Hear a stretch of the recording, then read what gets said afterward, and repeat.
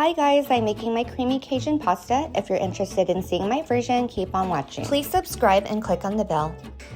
Check out ivyskitchen.net for the recipe and tag me on social media if you do recreate my dish. Let's start off by seasoning the chicken thighs with garlic powder, salt, and pepper.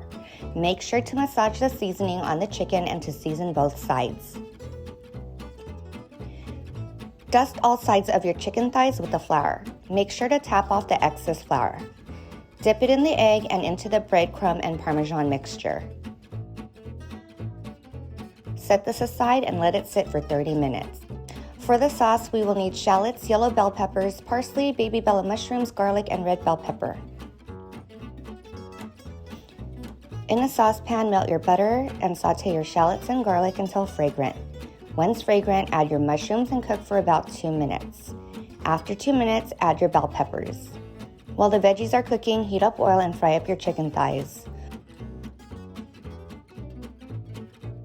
While that is cooking, go back to your veggies and add chicken stock, cream, Cajun seasoning, chili flakes, salt, pepper, and Parmesan cheese. Mix this until ingredients are well incorporated. I added a slurry, which is cornstarch mixed with chicken broth to thicken the sauce. While waiting for the sauce to thicken, finish cooking your chicken and set aside. When sauce is done, add it to your pasta and mix.